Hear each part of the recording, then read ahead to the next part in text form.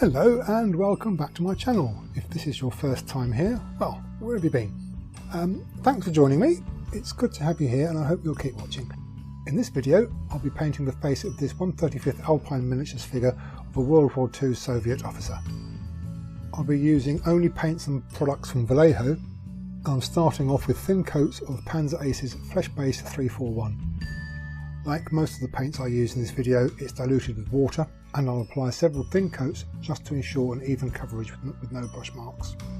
The brush I'm going to use throughout this project, both for the face here and for the figure as a whole, is a Winsor & Newton Series 7 size 1. This is my favourite type of brush. I've used many others over the years, but I first started using Series 7 back in the mid-1980s, and it's simply the one that suits me the best. Brush choice isn't an objective science, but instead it's about finding the right one for you, and Series 7 is emphatically the right one for me. To the flesh base of Panzer Ace's 341, I've added some Vallejo Sunny Skin Tone 845 to lighten it. Again, this paint is thinned with water, and I'm using repeated glazes of that mix. I'm applying the glazes over the areas which catch most light on the face, so that's places like the top of the chin, the top of the brow, top of the cheekbones, down the centre line of the nose, etc.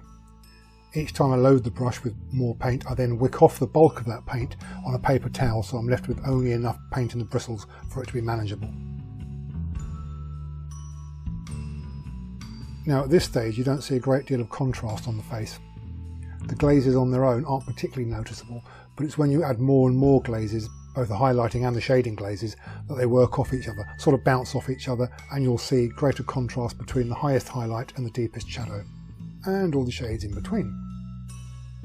But it's something you have to work at. It doesn't come instantly, it's just slowly building up, and only then will the colour change noticeably. Having said that, it is probably slightly more noticeable in person than it is under the camera, but regardless, it's a slow and methodical process. Next I'll use the Sunny Skin Tone 845 on its own to further bring out the highlight of those areas. Again, the paint is thinned with water, and I'm using repeated glazes of that paint.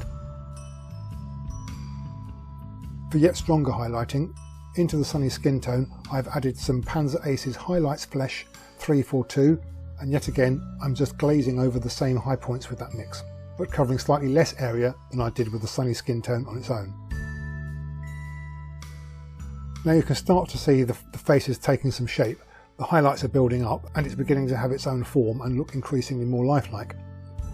I always try to depict the white of the eye and the pupil on a figure, but it's not always feasible. Some figures have a very well defined eyeball on which it's fairly easy to paint those things, but other sculpts omit the eyeball and only have the eyelids with a cleft between. This figure is one of the latter type. Its right eye has something of an eyeball, but it's not well defined. The left eye has a channel between the eyelids, but no actual eyeball. Therefore it's impossible to paint whites of the eyes on a piece of resin that doesn't exist, as it were, but it's always worth a try just to see how much or how little can be achieved. When I can't paint the whites and the pupils, as in this figure, I end up simply painting a very dark line between the two eyelids, and that suffices. Of course, it often means those figures will look like they're squinting, but I can live with that. I'll point out at this time that I don't always paint the eyes at this stage of the face painting. Sometimes I paint them sooner, sometimes later. It depends quite simply on how I feel at the time. To help me along by making the face look a little more human, I've painted the lips with thinned Panzer Ace's Shadows Flesh 343, and with these details painted in fairly early, the face starts to look a little more human and less like a tailor's mannequin, and I can more easily see how the face is progressing and what remedial work is needed. It helps guide my future highlighting and shading process. And while I've got that Shadows Flesh on the brush, I'm adding a little warmth under the upper eyelids. Here I'm mixing Model Colour Black Red 859 with Model Colour Black 950, and I'm going to attempt to paint the pupil in the eyes. You can see the difficulty I had finding an eyeball surface to paint onto, but as I said earlier, it's worth a try.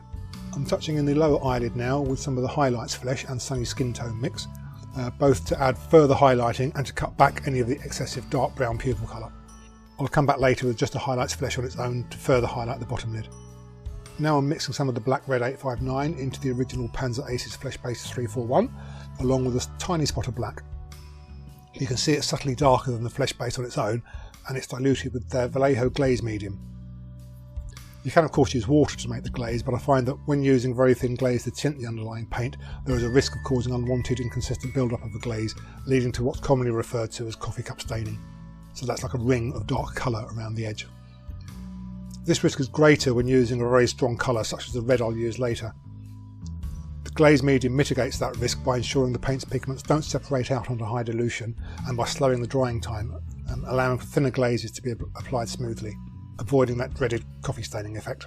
You can see here I've damaged the paint on the left ear. I'll repaint it with flesh base and then later on I'll damage it for a second time and repair it again. I'll confess to having once been something of a purist at heart, and I'd use nothing but water to dilute paint. But being a purist doesn't necessarily translate into better results. I'm far less stubborn these days, and I firmly believe in making the best of whatever tools are available to you. If you have a tool that makes things slightly easier or quicker, or safer to paint with, then why not use it? And I find the Vallejo glaze medium is all those things. It's convenient, it's reliable, and it's quick, so why not use it? It's not expensive, so why not get a little bottle and try it out? I'm starting to glaze these shadow areas of the face. I'm going to be doing under the chin, around the throat area, under the cheekbones, behind the ears, in the places that are facing away from the light more or just shielded from the light. With each successive glaze it's going to get darker in appearance. You're just applying very thin layers over very thin layer, so each successive layer on top of the previous layer is going to appear darker.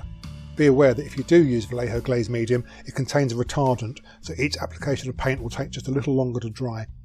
And it's very important to not apply paint over a previous layer that is not yet completely dry. You can see the form of the face really starts to come into its own now. It really starts to look more three-dimensional and look more human. Again, it's painstaking and time-consuming, but I do find it very satisfying. I add a little more black red into that mix just to darken it further. You can see I apply that mix into the deeper creases, so that's underneath the chin, inside the ears, under the eyebrows, under the eyelids, between the lips and under the lower lip. Here I'm going in with more of the Sunny Skin Tone Flesh Highlights mix, and highlights flesh on its own, creating the highest of the highlights on the very top of the cheekbones, tip of the nose, the nostril flares, both upper and lower eyelids, the pointy part of the chin.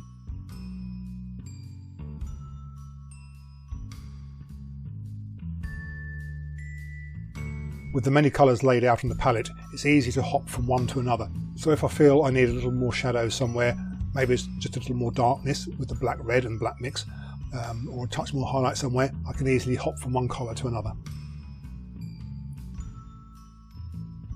Going back again with the highlights flesh, just to pop out a few more of the extreme highlights, so parts of the inside of the ears and all the places that I did before that aren't quite bright enough now.